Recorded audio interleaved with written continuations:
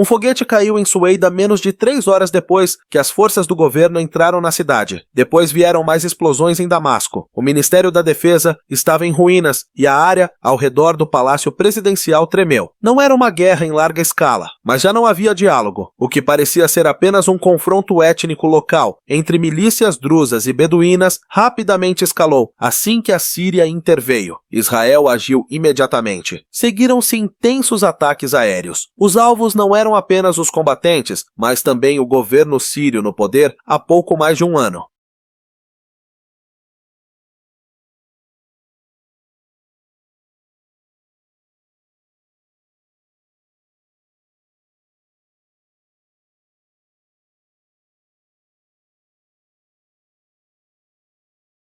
Tel Aviv alegou estar agindo para proteger a comunidade drusa, mas o que está acontecendo parece mais um jogo de xadrez militar, onde Israel não espera mais, mas ataca primeiro. Por que Israel agiu agora? Ainda se trata de proteção étnica ou é um aviso tanto à Turquia quanto ao regime al-Shar? E a Síria, após 13 anos de guerra civil, estaria entrando em um novo conflito desta vez, alimentado por disputas de poder regionais.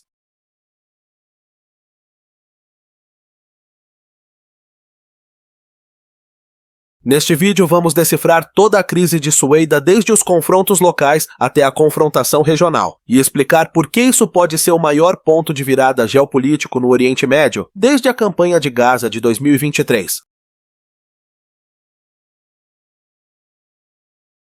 Você não pode entender por que Sueida explodiu sem compreender a natureza da Síria, um país que nunca foi projetado para ser facilmente governado. Ao contrário das nações homogêneas, a Síria é um mapa em camadas onde grupos religiosos e étnicos não são apenas diferentes, mas entrelaçados desconfiados uns dos outros e, em muitos casos, prontos para abrir fogo. Os árabes sunitas, que representam metade da população, são numerosos, mas nunca detiveram verdadeiramente todo o poder.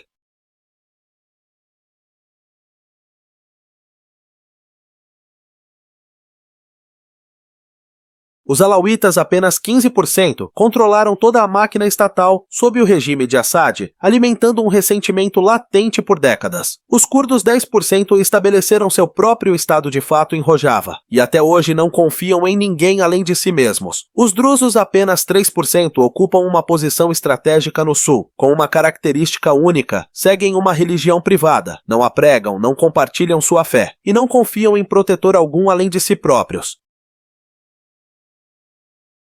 Durante toda a guerra civil, os drusos não se alinharam totalmente com nenhum lado. Eles ergueram barricadas, pegaram em armas e formaram uma zona semi-autônoma em Sueida, o mesmo lugar que agora se torna um ponto de ignição geopolítico. Israel diz estar protegendo os drusos, já que uma grande comunidade drusa vive dentro de Israel. Mas isso não se trata apenas de defesa étnica, trata-se de afirmar influência e enviar um recado a qualquer um que ouse entrar no sul da Síria de Damasco a Ankara. E uma vez que você entende esse mosaico étnico, verá até mesmo um pequeno confronto pode provocar um ataque aéreo em toda a região, porque na Síria, o mapa étnico é o combustível.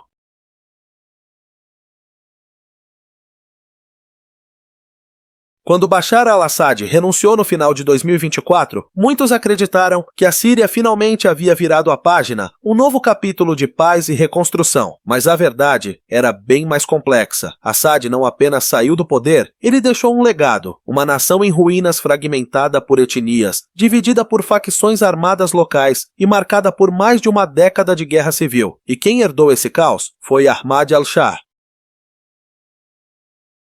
Não era um general, nem uma figura religiosa. Al-Shar é um político sunita exilado na Europa, por um tempo sem exército próprio, sem apoio dos antigos blocos de poder. Mas ele tinha algo que a Síria nunca teve.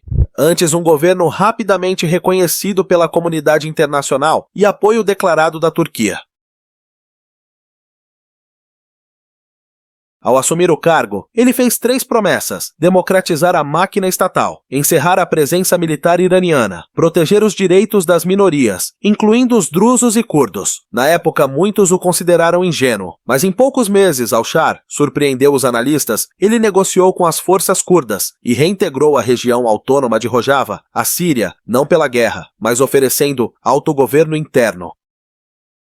Sua política em relação a Israel também mudou drasticamente. Ele aceitou uma zona desmilitarizada no sul, restringiu as ações do Hezbollah e prometeu manter as forças apoiadas pelo Irã longe da fronteira nas colinas de Golã. Para o Ocidente, al-Shar era a figura ideal para uma Síria pós-guerra, mas para as potências regionais, ele era o mais fácil de testar. Então, Suweida explodiu. A administração al-Shar acreditava que concessões trariam estabilidade, mas no Oriente Médio, concessões sem força apenas abrem um vácuo de poder. E nesse vácuo, Israel foi o primeiro a entrar. A crise de Suweida, portanto, não é apenas um conflito étnico, é o primeiro grande teste para o novo governo para ver se ele realmente pode governar o país ou se é apenas uma coalizão frágil, sustentada pela boa vontade externa. E a partir deste momento, a abordagem mais branda de al-Shar será levada ao seu limite. Tudo começou, não com tanques ou foguetes, mas com um vendedor de verduras. Em 11 de julho de 2025, em um posto de controle temporário montado por milícias beduínas nos arredores do norte da cidade de Suweida, um vendedor ambulante druso foi espancado após uma discussão sobre o direito de transporte de mercadorias. Na maioria dos países, isso poderia ter sido apenas uma disputa civil, mas em Suweida, onde cada grupo está armado, tem suas próprias forças e um histórico de hostilidade, foi o estopim. Em menos de 24 horas, começaram os sequestros direcionados deliberados em retaliação e se espalhando rapidamente. Ambos os lados drusos e beduínos começaram a capturar civis comerciantes e viajantes. Ninguém mais confiava nas autoridades locais, porque já não havia mais quem impusesse ordem.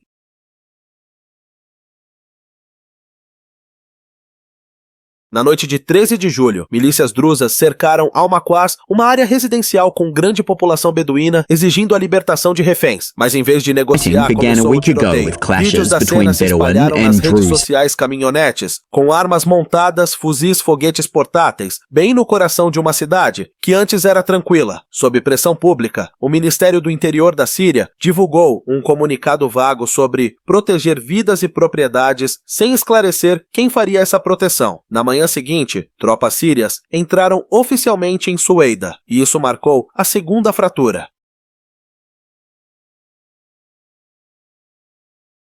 Muitas das unidades enviadas eram brigadas compostas principalmente por soldados sunitas, o que enfureceu a comunidade drusa. Algumas tropas foram acusadas de atirar em civis durante operações de resgate de reféns, levando facções drusas a cortar toda a comunicação com Damasco. Um comandante local chegou a declarar: se o governo central enviar tropas para cá como força de ocupação, então as receberemos como inimigas.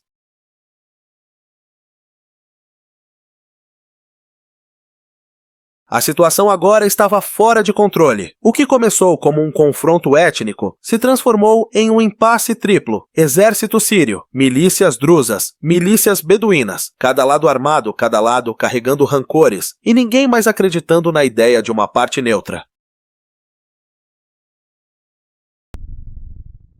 Em 14 de julho, Israel atacou. À medida que as forças sírias movimentavam reforços, uma série de ataques aéreos de precisão atingiu comboios militares nos arredores de Suweida. Menos de 12 horas depois, Damasco foi atacada. O Ministério da Defesa da Síria, os sistemas de defesa aérea, próximos ao aeroporto de Mezé e até mesmo a área ao redor do Palácio Presidencial, todos foram atingidos. Aquilo já não era mais uma crise local, era uma declaração de que o sul da Síria já não responde a Damasco, e marcou o primeiro colapso do modelo de estabilidade que al-Shar havia construído com tanto esforço. Israel não esperou Suweida se estabilizar. Israel não esperou a Síria negociar. Israel não precisou de Conselho de Segurança. Não precisou de resolução internacional, apenas de um motivo que fosse suficientemente bom. E em julho de 2025, esse motivo foi proteger a comunidade drusa.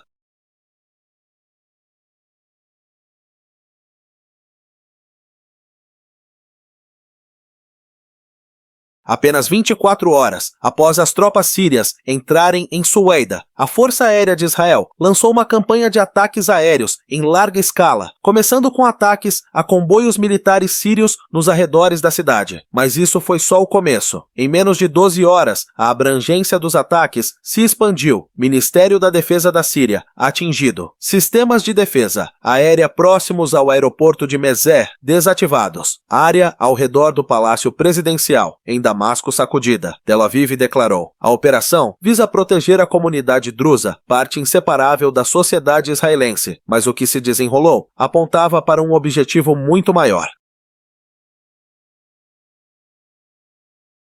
Israel não apenas reagiu, escolheu o momento deliberadamente, justamente quando o governo Al-Shar enfrentava sua primeira grande crise e não tinha capacidade para uma resposta militar em grande escala. O verdadeiro objetivo não era resgatar civis, o objetivo era enviar duas mensagens estratégicas. Primeira a Damasco: não confiamos em vocês. Promessas de proteger minorias só importam quando vêm acompanhadas de controle real. E vocês falharam nisso. Segundo Ankara, o sul da Síria não é lugar para a Turquia expandir sua influência.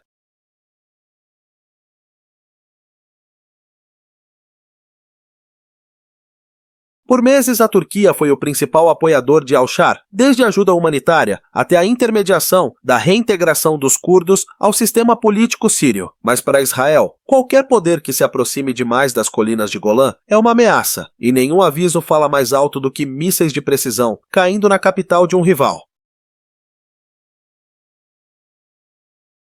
Segundo fontes militares, esse foi o primeiro uso confirmado de caças furtivos F-35 por Israel, em um ataque aéreo contra o centro de Damasco desde 2020. Isso diz uma coisa: eles não estão preocupados com as defesas aéreas da Síria, e não estão preocupados com as consequências. Ao mesmo tempo, o Ministério da Defesa de Israel confirmou que mais de 1.000 cidadãos drusos cruzaram ilegalmente das colinas de Golã para a Síria em uma semana sob o pretexto de apoiar a comunidade local. O incidente gerou intenso debate no parlamento israelense. O governo está protegendo minorias ou exportando conflito étnico além de suas fronteiras? No fim, esses ataques aéreos conseguiram o que nenhuma declaração política conseguiu: forçar o governo Al-Shar à completa passividade, incapaz de defender seu território e sem mais credibilidade aos olhos de seu próprio povo. E para Israel, essa foi a primeira vitória estratégica em um novo jogo do Oriente Médio, um jogo para o qual não esperaram convite e que não segue regra alguma. Na noite de 17 de julho de 2025, após 6 dias de violência e ataques aéreos, foi assinado um acordo de cessar-fogo em Ankara com os Estados Unidos e a Turquia presentes como supervisores. No papel marcava um recuo da guerra, mas no terreno parecia mais uma admissão de que o governo sírio não controlava mais Sueida. Segundo os termos publicados, o exército sírio deve se retirar completamente da província de Sueida em até 48 horas. Milícias drusas assumirão a segurança local sob a forma de uma força comunitária de autopoliciamento. O ZEU e a Turquia supervisionarão a implementação por meio de organizações civis neutras e equipes de monitoramento técnico. À primeira vista, parece um modelo de acordo de paz, mas ao ler com atenção, fica claro: Damasco já não tem presença oficial em Sueida. O controle passou para um grupo armado não governamental em uma província na fronteira com Israel, sob supervisão de duas potências externas, Washington e Ankara. Isso não é apenas um cessar-fogo temporário, é um reconhecimento silencioso de que o governo Al-Shar não consegue impor soberania sobre seu próprio território.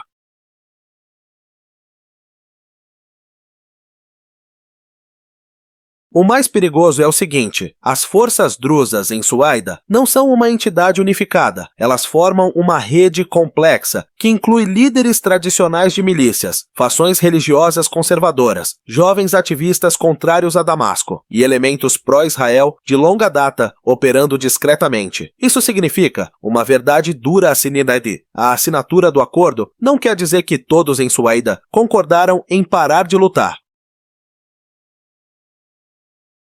E toda vez que uma facção descontente abandona o acordo, Israel ganha mais uma justificativa para atacar. O ciclo de conflito, intervenção, acordo, colapso se repete infinitamente e ninguém mais sabe o que é real e o que é estratégia. A presença dos Deustildes e da Turquia no acordo de cessar-fogo sinaliza algo mais profundo. A estrutura de influência na Síria está sendo redesenhada. Rússia e Irã, antes os pilares centrais de Assad, estavam totalmente ausentes das negociações. E os Hezbollah atuam como garantidor técnico e interlocutor internacional. A Turquia controla a fronteira norte e exerce influência militar direta nas áreas curdas. Israel, embora não esteja na mesa, domina os fatos no terreno com poder de fogo. Nesse cenário, o governo al-Shar se assemelha a um enviado sem poder deixado para observar, enquanto potências globais redesenham o mapa da Síria e depois tentar se adaptar.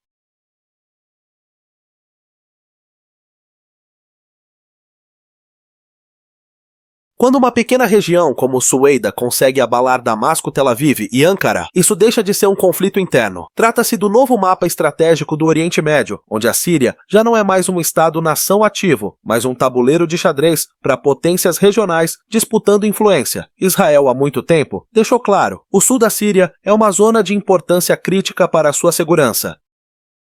Com fronteiras a poucos quilômetros das colinas de Golã, qualquer força operando perto demais dessa área, seja o exército sírio milícias, apoiadas pelo Irã, ou até unidades drusas fora de controle, pode ser vista como uma ameaça. Mas ao contrário de antes, Israel não se limita mais a reações defensivas. Agora ataca primeiro para moldar o campo de batalha e enviar uma mensagem tanto a aliados quanto a rivais de al-Shar, a Erdogan.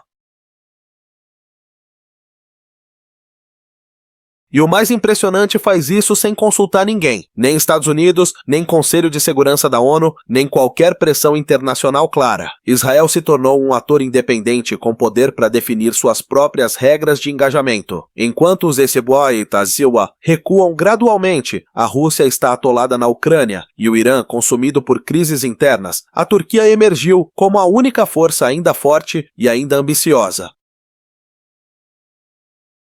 Ankara é ao mesmo tempo patrocinadora política do governo al-Shar, parceira militar das forças curdas no norte e guardiã do cessar-fogo em Sueida. Erdogan, com sua experiência em controle de fronteiras profunda, influência em Idlib e capacidade de negociar em múltiplas frentes, está ampliando lentamente o papel da Turquia como modeladora do futuro da Síria, pelo menos nas regiões de fronteira. Mas isso desafia diretamente os interesses de Israel, e o conflito em Sueida é apenas o primeiro tiro de advertência.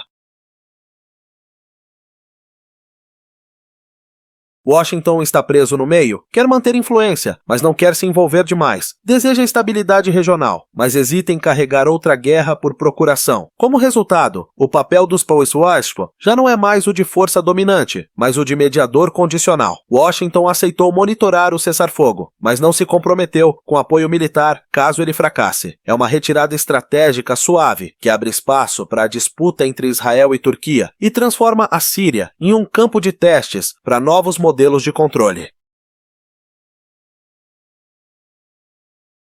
Não importa quem esteja no poder em Damasco, a Síria hoje já não é um país que decide seu próprio destino. No norte, a Turquia controla a fronteira e influencia as forças curdas. No sul, Israel age sem aviso. No leste, facções semi-armadas operam como microestados. No centro, o governo al-Shar precisa pedir permissão para enviar tropas a províncias dentro de suas próprias fronteiras. Com mais de 70% do território fora do controle direto do Estado, a Síria agora funciona como um Estado descentralizado, a força onde a autoridade central é moldada por poder militar, diplomacia e vetos externos.